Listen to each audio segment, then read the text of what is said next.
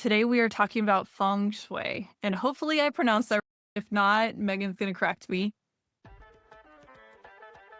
Welcome to Wellness in Every Season. We talk all things wellness to help you align yourself, align with your goals, find balance in your life, and just recalibrate yourself. If you are listening for the first time, welcome, welcome. I'm so glad you're here. And let's get started in the rest of the podcast. Today we have Megan Edge with me again. I'm so excited. She and I have become friends since the first time she was on the show, and you guys need to become friends with her too. She's amazing. She is a master healer. She does everything energy, spiritual. She's just amazing. I've learned so much from her. Even in little conversations, it will be one of those, wait, tell me more, or wait, I need to Google this. And she has tons of courses. Check her out on YouTube. Her website, tell us your website again. meganedge.ca. You will find her pretty much anywhere, everywhere. She's done it all. She has amazing courses, things that I've listened to, dove into, things that are bookmarked for later. So she was the person who came to mind when I wanted to learn about and talk about Feng Shui. We are writing a plant book together. I don't know that everybody knows that, so now you do. And there is the practice of Feng Shui with plants as well. And she told me a couple paragraphs worth, and I was just mind blown. Let's dive in by sharing more of who you are and where all people can find you. Don't pause to go look, but just bookmark it in your mind. And then share this with other people who might be interested in Feng Shui or any type of energy healing. Beautiful. Thank you. Okay, how do I follow that? You certainly covered lots of it, and thank you for that introduction. I do a lot. I wear a lot of hats. I love learning, and then I love sharing what I've learned, especially if what I've learned feels like it could be of value to other people as they are on their healing journey. I think living is a healing journey, quite frankly. But I also know that we get distracted from our own wellness and our own holistic selves. And that's where I come in. I come along and I put you back on the path of wellness and wholeness. And there's lots of different ways that I do that. I'm the author of The Heart's Journey, and I know we've talked about that in some of our previous podcasts. And this is the box set of oracle cards, along with a guidebook and a journal and a pen and a bookmark, everything you need to start working with your heart and healing your heart. And most recently, I'm the co-author of this fabulous book, which is called The Expressive Arts, The Ultimate Creative Guide to Transforming Stress. And myself and 21 other practitioners from around the world shared our stories and our practices in this amazing book. It's an Amazon bestseller right now. That's That's pretty amazing. Yeah. And you also helped put together a book for somebody who was on their deathbed, a friend of yours. Yes, thank you for bringing that up. My dear friend Junie Swadron was a very accomplished author, had many bestsellers herself, and her whole approach to healing, she was a psychotherapist, but she was also a writing coach. And she would take people through their stories and help them craft their stories. And then I would come in as her editor, and I would help her and her clients edit everything to get it ready for publication. When Junie was diagnosed with a second round of cancer back in March, she chose not to do conventional therapies, and she also chose not to do alternative therapies. She chose to see what would happen, basically. And she had this book that she was writing called If You Only Knew, a Book of Healing Letters. And it's part memoir of her life experiences through the letters that she wrote to others. And not only people, but also experiences. She wrote to death. She wrote to cancer. She wrote to her childhood camp that was so influential for her. When she went into hospice, she and I decided that this was the time to get this book written because she really wanted it out in the world before she died. And bless her, the day that I put the first copy of the book, like a draft copy, but the first copy of the book into her hands, she'd already transitioned into the deep sleep that happens before people die naturally, often.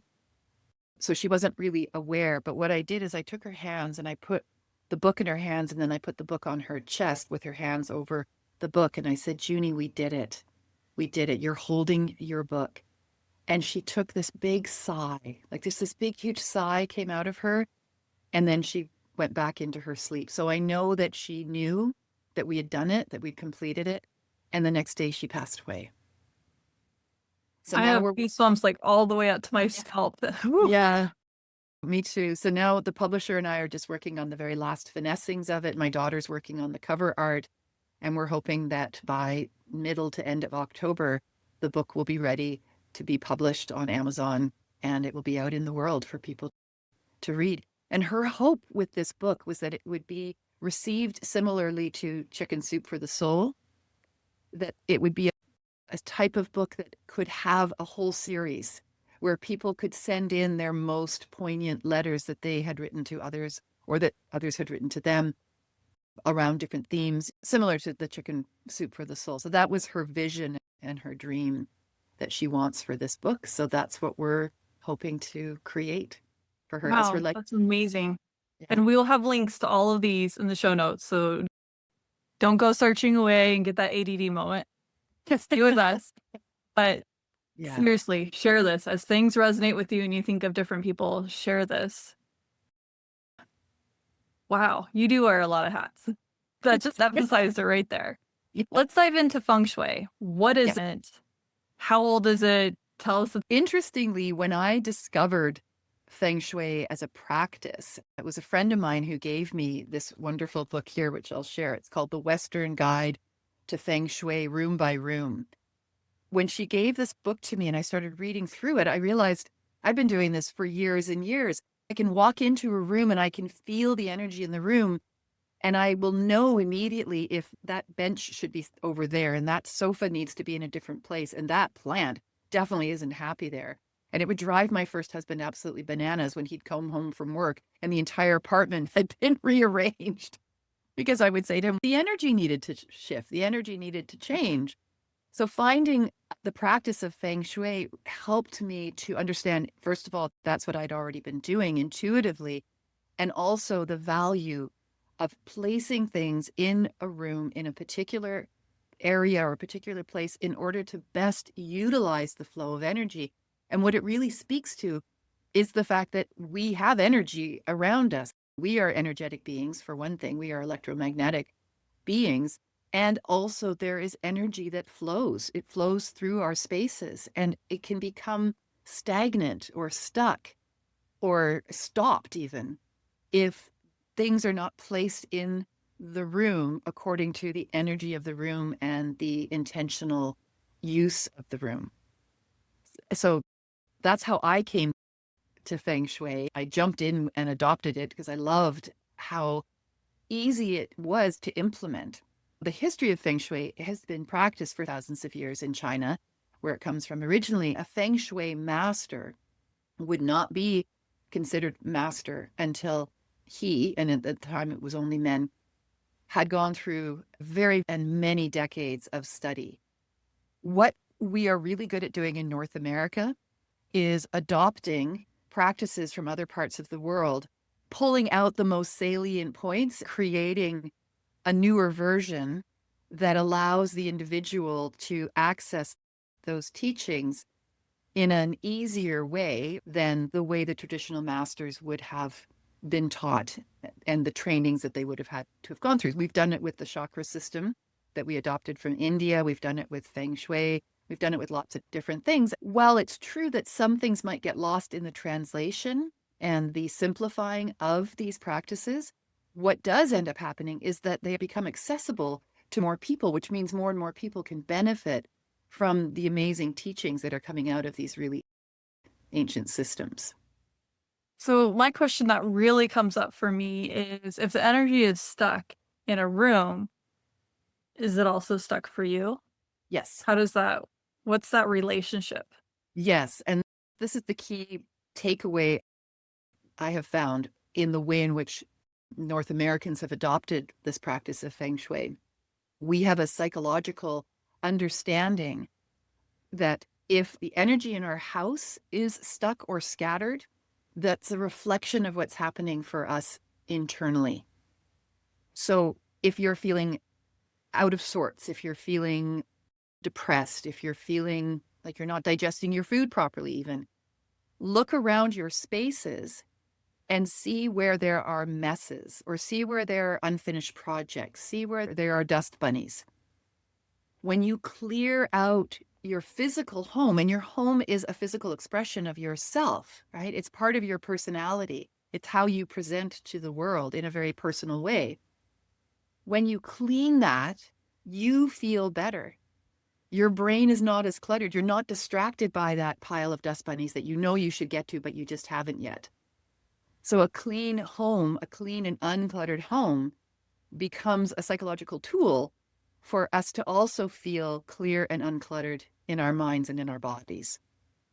I was doing that with my computer because things were bothering me. Like, for instance, your photo, I found it 3 times in downloads instead of where it belonged in the correct folder for when I post our episode. So it's doing that, but there's also the voice in the back of my head that says I'm wasting time and I could be doing something else. But it's also something that's been bothering me for months. So where is that balance? Because I know some of us tend to, I don't really feel like doing that, or I'm slowly getting into that. So I'm going to clean my way into finally doing whatever project it is. Yes. And so that little voice that says this is a waste of time and I could be doing something more productive, that is very much a North American voice. That's a voice of a culture that is constantly busy, constantly doing. And we have been brought up in that expectation. We've been brought up with the expectation of instant gratification on the one hand, and that we have to prove our worth through the number of things that we're doing and that we're accomplishing. And I consider that to be a bit of a problem. I don't think it's healthy for us to constantly be like this. And it's demonstrated in the health epidemics that we're experiencing in our culture, the mental health concerns that we're having. There's just so many manifestations in our overall health that is impacted by this high level of constant activity. It's not good for us. When you know there's something that you need to do that's going to make you feel better when you get it done, then get it done, right? And if it's not something tangible to anybody else, like you're cleaning up your computer and all the files that are on your computer, nobody else cares about that. It doesn't impact them in any way. So there's nothing demonstrable that you can say, look what I did today. I cleaned my computer. The people around you are going to go, yeah, but did you get the dishes done? It doesn't matter. The computer is also a reflection of who you are and how you operate in the world these days.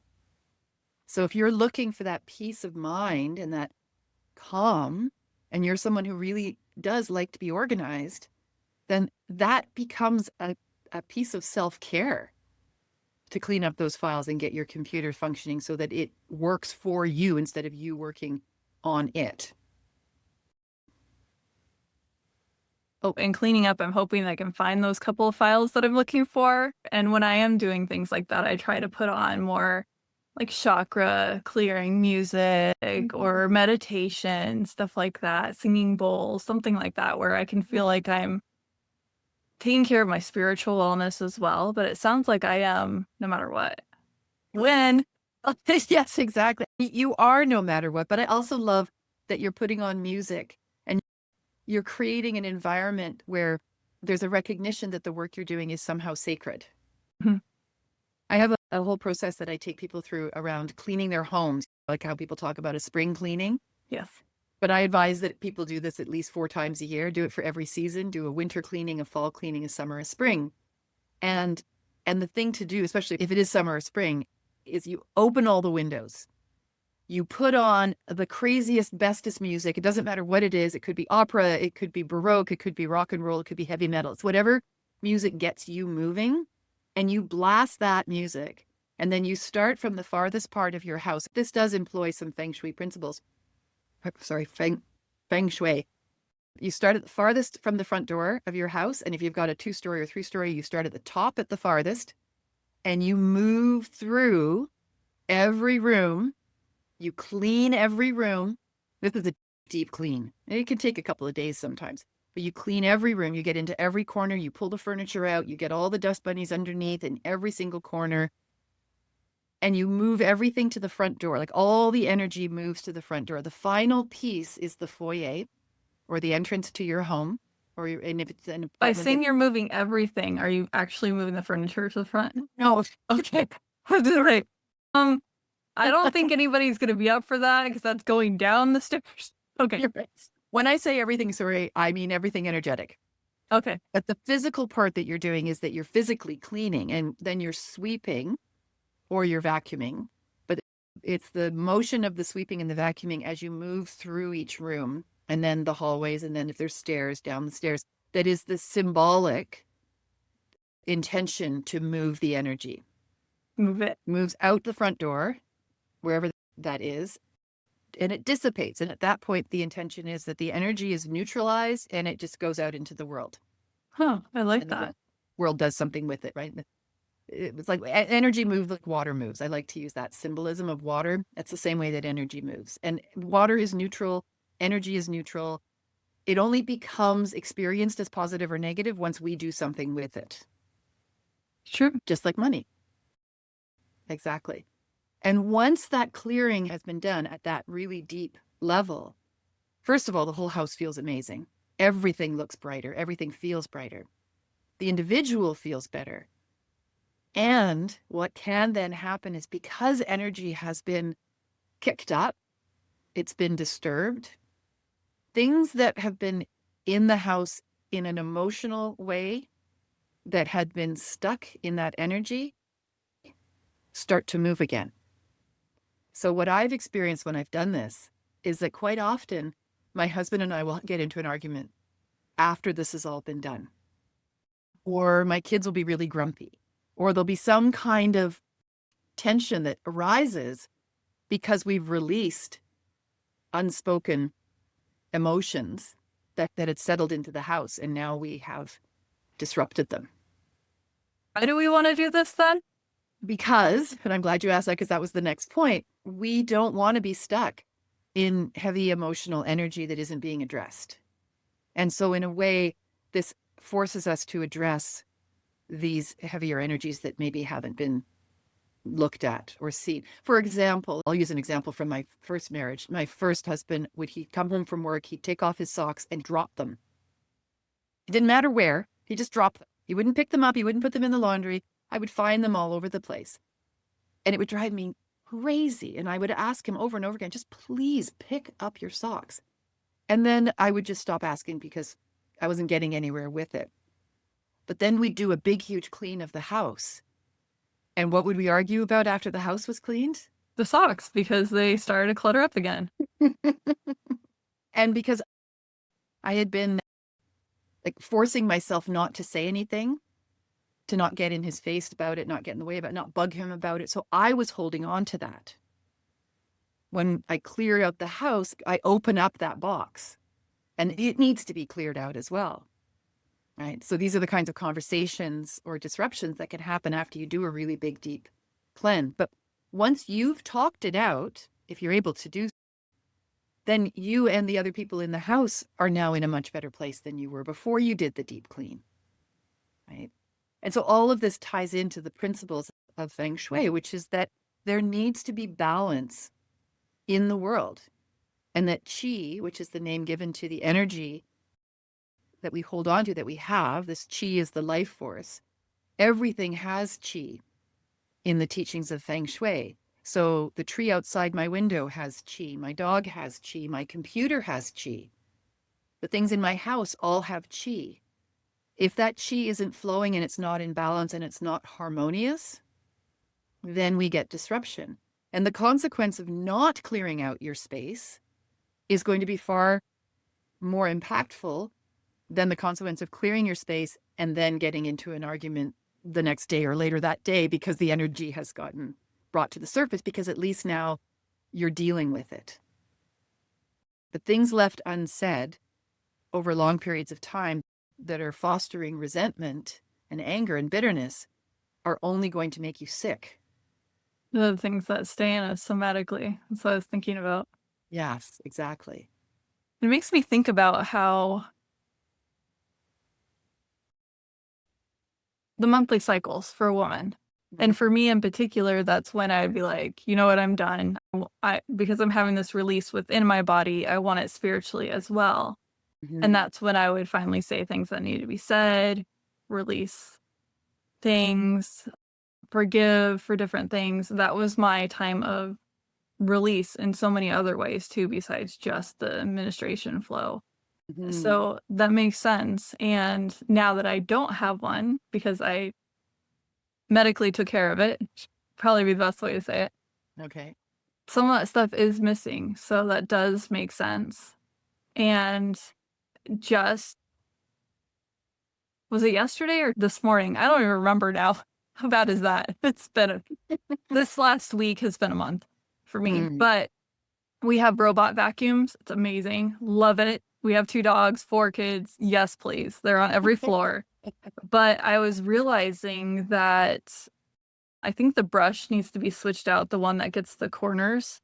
Mm. But there's a gray spot on our whiter carpets.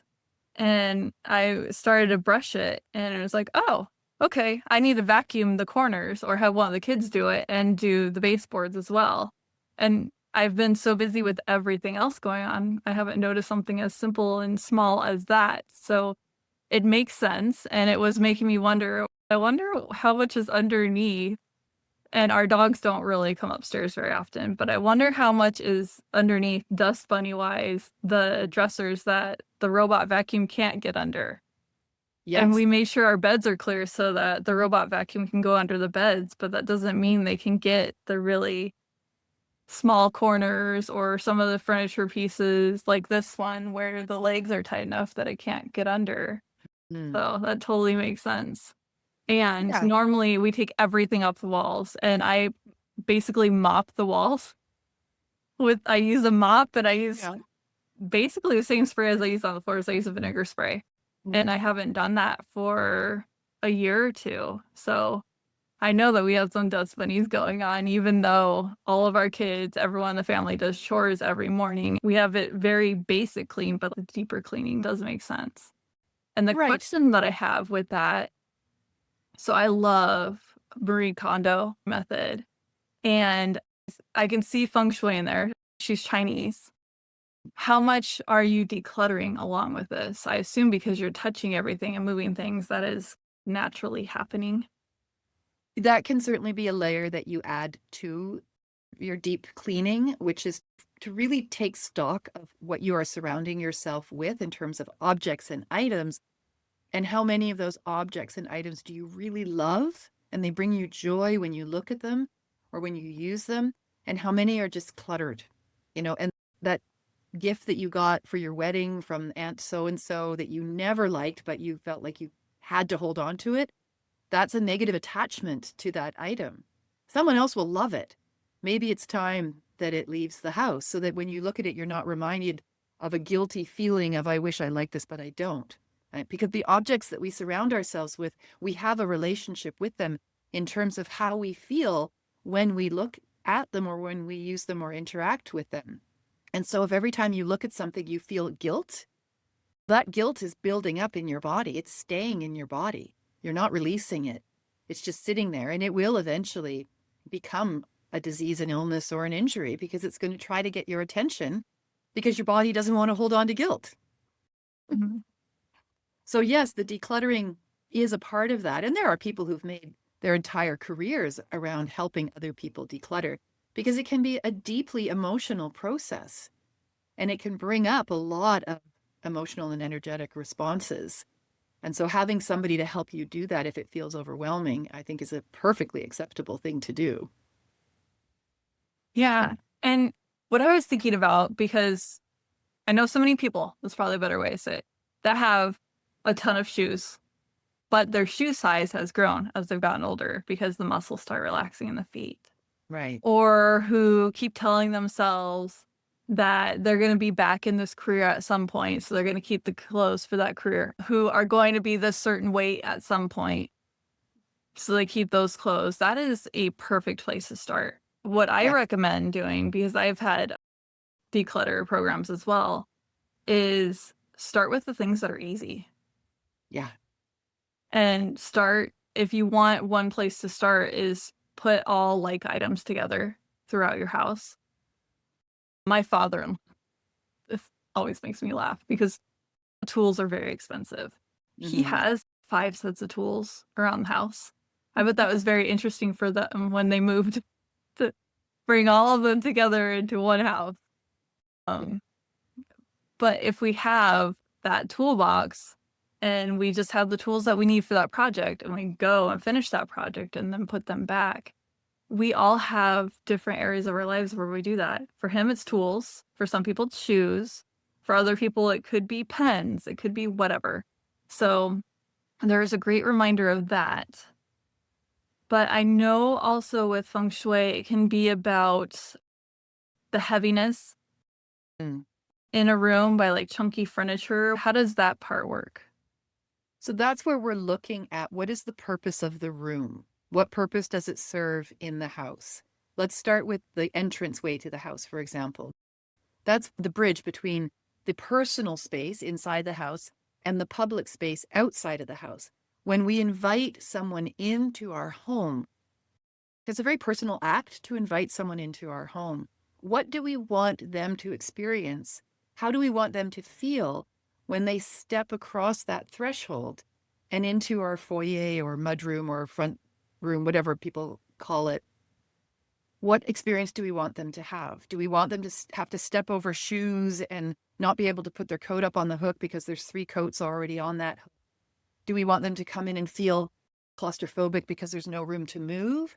Or do we want them to have the feeling of being welcomed into this space? So how can we make that front entrance a welcoming space? And when you start studying Feng Shui, there's all kinds of wonderful suggestions about the ways in which you can make that space very welcoming. I'm fortunate that my front space is a separate room in the house. We've got a door to the outside and then a door to the inside. We live in an older house. I think it was probably a porch at some point that got glassed in. So we've got these beautiful glass windows looking out over the street. So lots of natural light. And I've got plants in there and I try to keep it tidy. It doesn't always work, to be fair. But certainly I know if I've got a client coming into the house or if I've got guests coming over, the first place I'll go to is that front foyer room, and I will clean it so that I'm happy in that space. Because I know that if I'm happy in that space, then somebody walking into my home is going to feel that contentment and that welcome, and they're going to relax when they come into the home. Similarly, your bedroom. The Western Guide to Feng Shui spends a lot of time talking about the importance of our bedrooms, especially in relationship to our relationships with our partners, or if we're single, how do we want to make our room feel for when we do eventually have a partner, right? And she talks about adult women, especially, who tend to hold on to things like teddy bears. And she's talking about adult single women who put teddy bears on their beds. And she says, just think about what message energetically is that giving to your home, but also to yourself in terms of what do I want my relationship to look like? When my partner shows up for me, do I want him or her to have to compete with a teddy bear on my bed? Right. So it's things like that. Again, looking around your space and determining how do I want to feel in this space and how do I want my guests to feel when they come into this space. And one of the most, I think, easily translatable aspects of Feng Shui to the North American audience is what's called the Bagua map. There it is. Kind of hard to see, but maybe we can print something out that people can download and you can get them online all the time. And what it does is it looks at the house itself, how it is oriented north, south, east, west, because the directions are really important in Feng Shui. And then each room in the house represents a certain area of our lives. So certain room, like we've got career, helpful people in travel, creativity and children, love and marriage. When you walk into the house through the front door, and I don't know how much you can see it, but in this map, there's the front door, and it's a grid, and the grid is placed over the shape of the room. The farthest right-hand corner of the house is your love and marriage quadrant. Maybe that's why our master bedroom's there. There you go. Whoever the builder chose it. Yeah. When people who are practicing Feng Shui are building houses, they will do it specifically to the Bagua map so that it's already built like that. Now, in North America, we don't have that tradition, so that's not how we build our houses. So we do have to be a bit adaptable. So within the house itself or the apartment or wherever it is that you're living, that corner in Feng Shui is always going to be the love and marriage corner. If you've got, I don't know, your hot water heater cabinet is in that corner, what are you going to do to bring the energy of love and marriage into the corner of the house that has the hot water heater? Because you can't move the hot water heater, right? But you can keep the space clean and clear. You could put something really pretty or something really sensual in the space that the hot water heater is in. There's elements that you can add, elements that you can bring into a space, even if the space itself isn't reflective of the energies on the Bagua map. And then you can take it one step further and you can apply the map to each room of the house. So each room has a love and marriage corner. You've got the master love and marriage corner, and then you've got each room has a love and marriage corner. If your marriage is experiencing disharmony, you could look at that corner in each room and see what's there. And is there something different that you could put in that corner that would be reflective of a harmonious marriage? Or clean the corner, for example. And so what it ends up becoming is a practice of focus and intention. The intention is to have the most harmonious home and that each room is harmonious. And then you learn the elements through studying Feng Shui of what is recommended to activate career or children or marriage.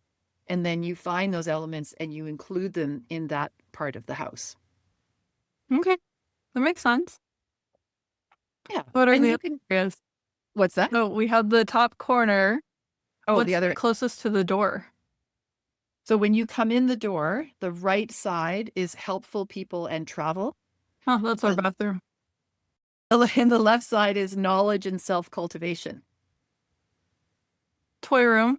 That could work. Knowledge and self-cultivation is where the children are learning and experiencing and getting creative and imaginative.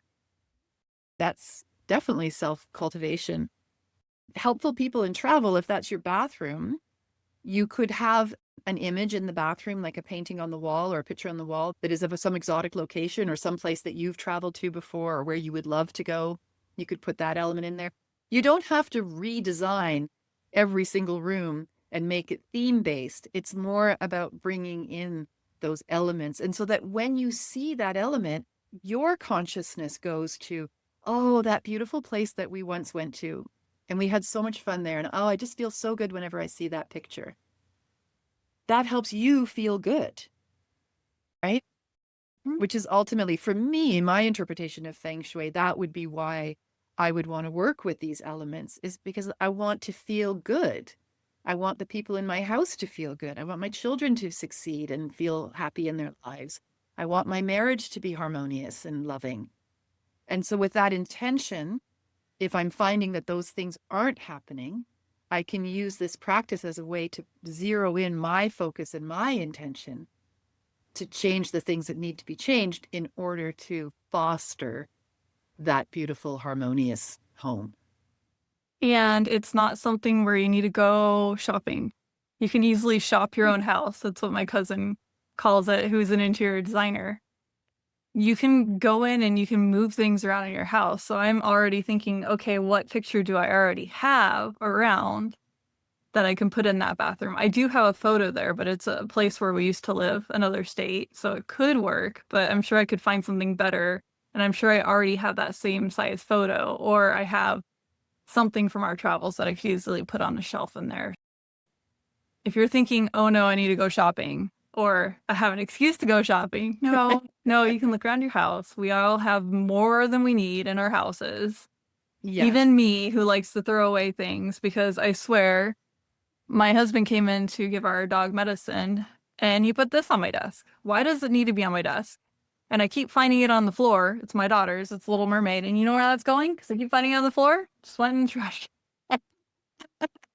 They, Beautiful. What a if they great don't what a put way their to stuff model. away, and it's been several months of me fighting, even a couple weeks, if it's really annoying me, even a Mhm. week, that's where it goes. I'm done. If Yeah, it's bigger and better quality, it's going to go to donation, not the trash can. But we don't need to keep all the clutter that we have. And I'm over exactly. here looking behind my computer because that's where the shelves are of the children's games. And I see plenty that aren't where they belong. So I'm going to be having my kids clean that up again because this is supposed to be mainly my space. And they seem to forget that. And I'll find their toys under my desk, behind my desk, and I have to remind them this is my space. So we all have too much stuff in our house. Your house is the really long-winded version of what I'm saying. I love that. Shop your house. Yes, absolutely. Because this whole process doesn't have to be complicated and it doesn't have to be overwhelming and it does not have to be expensive. But speaking of expenses, one of the corners in the Bagua map is the wealth and prosperity corner. Where's that corner? That corner goes to the far left of the front door in the house. And you talked about that, how there's certain plants for that. So I have my money tree right over here. That's just where it Excellent. happened to be. It needed more sunlight, and this corner of my desk gets enough sunlight that it looks tacky. I'll have to find a way to make it look prettier. But I took a box and cut it, Mhm. and it is wrapped around this screen right here because during a certain time of day, there's enough light that comes through that I needed to have something to block out the sun so I could actually see this monitor. Yes. But yeah, I have my money tree right there. Excellent. Yeah. Jade is another plant that is associated with abundance and bringing money and wealth in. So think of what would represent to you abundance, wealth, and prosperity in terms of an item. I have a lot of books. I Mhm. like books. There's that abundance of learning. I love learning. I'm like you. I'm a learner and a sharer. Once I learn something that I'm like, have you guys tried this? This is amazing type of thing. Yeah. Let's see what else would be abundance and learning. I think even just having my computer because I could easily learn whatever I need to. Our generation is blessed and cursed with that. There is so much information that it's hard to internalize it all. Yes. That is very true. When I think of wealth and prosperity, I think of coins. And if you've gone traveling, you might have coins from other countries I do. that They're in you this go room. in the corner. So your office is the wealth and prosperity corner of the house. And then in your office, you have a wealth and prosperity corner It's actually from, that corner instead of this corner. This is the furthest corner behind me, but yeah. okay. Yeah. So when you're at the door of your office, it's the furthest left-hand area. Okay. So then you can add things, appropriate things, if not cluttery things, to that area so that when you look at that area, you're immediately connecting with that's wealth and that's prosperity. And I believe that part of this is based on the idea that if you think about it, you manifest it. So be mindful of what you're thinking about. And if what you're wanting to attract is wealth and prosperity, then you need to be able to focus on that throughout the day. And that can happen when you look over and though there's those beautiful coins from a different place or your own country for that matter. Or there's my jade plant. And in that moment, you're connecting with the energy of wealth and prosperity. And then you put that vibration out in the world and it's easier for wealth and prosperity to find you. That makes sense. And going back to the teddy bear on the bed, how many women have the bedroom where it's just super feminine, like roses and pink? And I know I'm getting the disgust face. But you have to realize that is the marriage unity. It's supposed to be about both of you. We try Mm-hmm. not to have pictures of our children in our room Mm-hmm. or any kid paraphernalia. I don't do laundry in our room because it's supposed to be our couple space, and we're very intentional. It's very zen. We have a water fountain, but it only goes during the day. It turns off automatically at night because I could not stand that sound at night. We would have to get up and feed. I really like it quiet and dark in order to sleep. Mm. And we don't have teddy bears. We have it feels a little more spa-like. We wanted that vibe, and very Mm. clean lines, clean colors. Very much if you are going to a higher end hotel or a Mm. higher end Airbnb, or if you're going somewhere to get a massage, that type of vibe is what we have going on. And I love that vibe. And thankfully, my husband was fully on board. It's very hard for me to find something that he's going to disagree with me on. Very easygoing. That's the key to marriage right there. Find someone Yes. easygoing if you're not. Someone who has that healing presence. Mhm. You're on the right track with who you're marrying. Mhm. Way. Yes. If you're having teddy bears, or if it very much is skewed towards one gender or the other, or one couple or the other, that's not right. It should be about that unity. And we tried to have that throughout our house. Like, this is our space, so it's about us. And then in our kids' room, it's about them. It's about what they want, the colors they want, the patterns they want, whatever. And our living spaces is about family. Yeah. So it sounds like we're on the right track. And we very much, our word for, I think it was last year, was intention. And we've really embodied that in so many ways. We are very intentional in everything that we do. So it sounds like I'm on the right track with Feng Shui here. Yes. Feng Shui. And you learn how to say it right. I'm sure it's said different ways by different people. And it occurs to me, I wanted to be really transparent. I in no way consider myself a Feng Shui expert. I have not done any formal training in Feng Shui, and I don't want to come across it at all as disrespectful for those people who have done this as their training. What I've been able to do is adopt and adapt the key elements and the key teachings of Feng Shui into an intuitive, intentional way of living in my space. And that's what I teach people when we talk about this. And I use the word Feng Shui because that's identifiable. It's like using Reiki. People have heard of that before. For those people who have studied under Feng Shui masters and have spent those decades, they have a wealth of knowledge about the way that they've been taught that energy moves that is certainly to be respected. There's this wonderful woman named Lillian Tu. I don't know if you've come across her books. I've got 3 of her books. This one is Irresistible Feng Shui, Magic and Rituals for Love, Success, and Happiness. And then Smart Feng Shui for the Home, 88 Brilliant Ways to Work with What You've Got. So that's that whole shop at home. And then my other favorite one of hers, which is Feng Shui for the Garden. Ooh. Gardener. Yeah, you've mentioned that one before. It's on my list. Yes, yeah. And this one talks about what are good Feng Shui plants, for example. So I'd mentioned jade. You were saying money plant. There's the philodendron. Pea is listed here as one of the flowers, the plum tree. So she goes into all kinds of detail in these wonderful full color pictures. And So there's philodendron's so easy to much, grow. That we have several of those.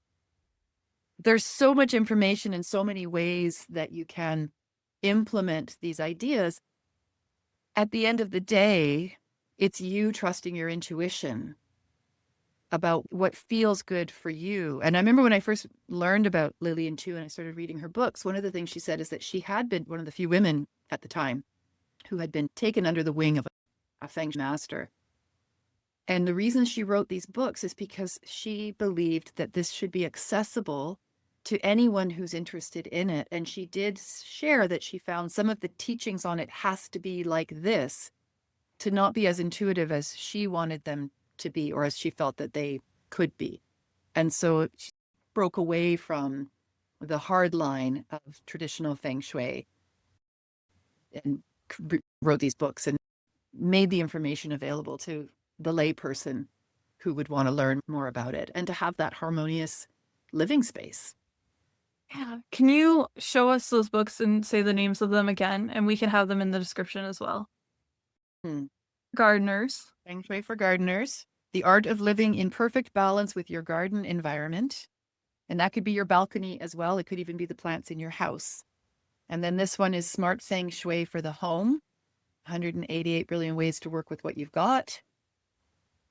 And That one then already resonates for me. the irresistible Feng Shui magic. Magic Ooh, for love, success, and happiness. And I opened it up to the money or coin tree. Wasn't that interesting? Oh, and right next to it is the coins to enhance the wealth of a marriage. This is interesting. Chinese emperors richly threw coins onto a daughter's marriage bed to protect future dynasties. Contemporary way to invoke marriage success is to tie coins to the bedpost. cute. A little necklace of coins on your bedpost. And then you had one more book that you mentioned at the beginning. Which is the Western Guide to Feng Shui, room by room, and her name is Tara Catherine Collins. And she also wrote a book called The Western Guide to Feng Shui.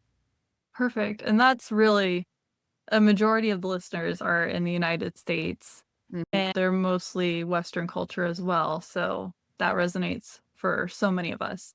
Yeah. Thank you for the recommendations. We will have a lot of links in the description. So go there. Are there any last words that you want to leave us with?